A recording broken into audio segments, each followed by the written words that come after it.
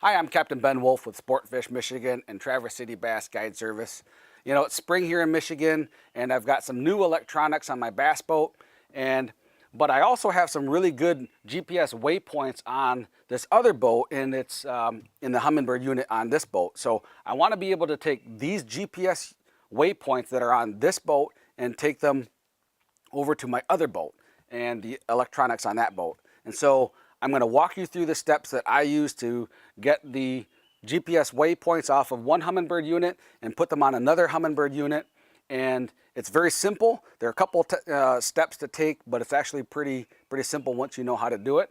So right now I've got my Humminbird unit already turned on. And so all I'm going to do is open up the access door, and that's going to allow me to insert my blank SD card into the slot here. These GPS waypoint, you know, it doesn't take up much data on the SD card, but do make sure that it's blank before you start. So now that I'm there, I'm going to hit the menu button twice.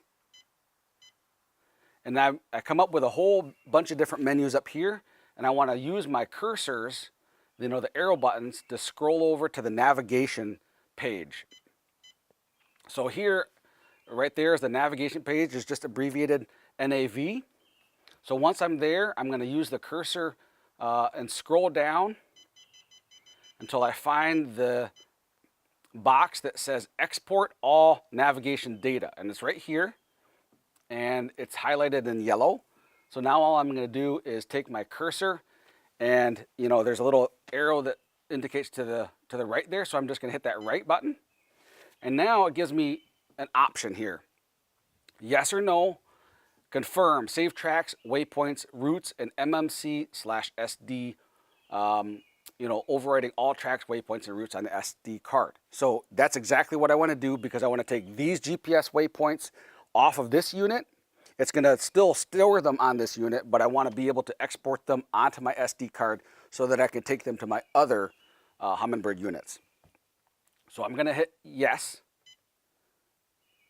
and it's already saved this. And so there's a little yellow band there, and once that little yellow band disappears, saying that it's successfully saved, that's all there is to it. I can now take out my SD card from this little navigation port and take the card over to my bass boat and input them into you know, the Humminbird units there, and that's all there is to it. So we're ready for step 2.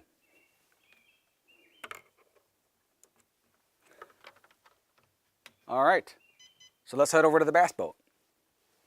Okay, now that I have my SD card with the GPS waypoints from my other boat, I'm going to input them onto my Humminbird unit on my bass boat. And it's very, very simple. I need to make sure that my Humminbird unit is on. Then I'm going to open this hatch door, insert my card, and it's going to give me a prompt.